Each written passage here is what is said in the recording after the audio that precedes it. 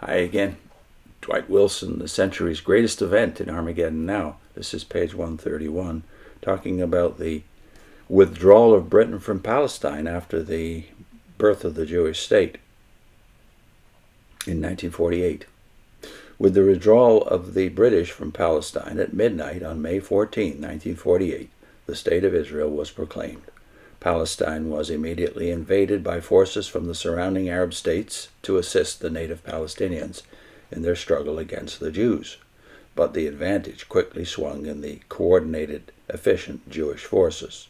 Swung to the coordinated, efficient Jewish forces. After a couple of rounds of fighting with interludes of ceasefire, an armistice was finally established in November 1948, and in May 1949, Israel was admitted to the United Nations. The war left about 700,000 Arab refugees homeless.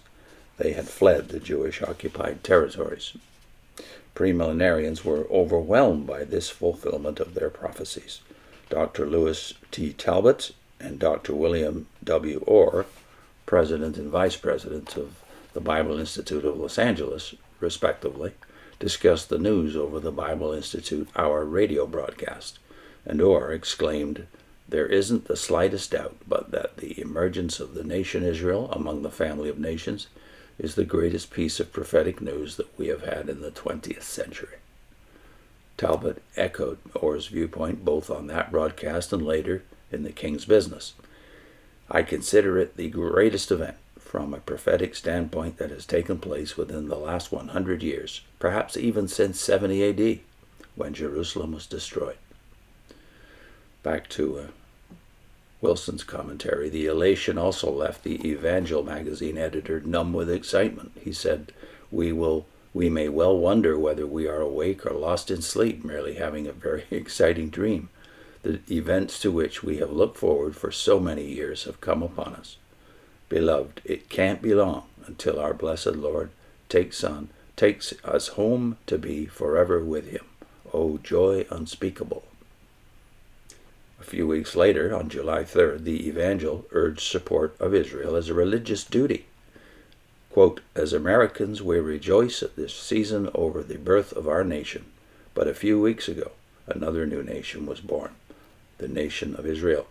And the prophet of the Lord exhorts us to rejoice over that event, for it is one of great importance." And he cites Isaiah 66, verses 10 and 12. The magnitude of this greatest event even brought Arno C. Gaebelein to concede that this might be the beginning of the final restoration of Israel. The Evangel commented on the fact that the Jews were being allowed to return in unbelief. Quote, "God is permitting them to return to the land he promised them, there to plead with them, to deal with them firmly, and eventually to turn them to himself." The King's Business magazine expounded its view. Quote, "The nation is to be born, and people are to return to their land in unbelief. Great prosperity will come, and climaxing these conditions will be the personal appearance of the greatest Jew of all time, the Lord Jesus Christ." Some writers did continue, however, to express doubts about the current movement. As one said in July 1949, "We do not believe that the happenings in Palestine this past year and a half are the fulfillment of the promises made to Abraham, Isaac, and Jacob as respects the promised land and their glorious future. But we must believe that God is using this Zionist movement and the 2 world wars to get the Jewish people in the land." The United States was the first government to recognize the new state of Israel. President Truman made the announcement only 11 minutes after the proclamation of independence went into effect. Prior to this time, his policy had vacillated between that of Congress and an Israeli state and that of his State Department advisors who wished to avoid Arab antipathy. A resolution was introduced at the annual Southern Baptist Convention to congratulate Truman on his recognition of Israel, but it failed to pass. The record does not show whether it lost due to lack of support for the State of Israel, or whether the delegates did not feel it appropriate to involve the convention politically. Since the general reaction of the secular press around the United States was favorable to Truman's action, it is more likely that the latter is true.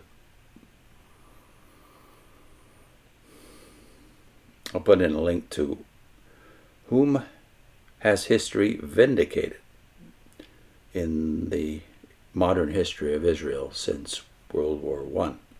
Has history vindicated J.F. Rutherford's take on the future of Israel, or David Barron's, who, by the way, was a Jewish Christian, wrote at the same time as The Finnish Mystery came out? See you next time.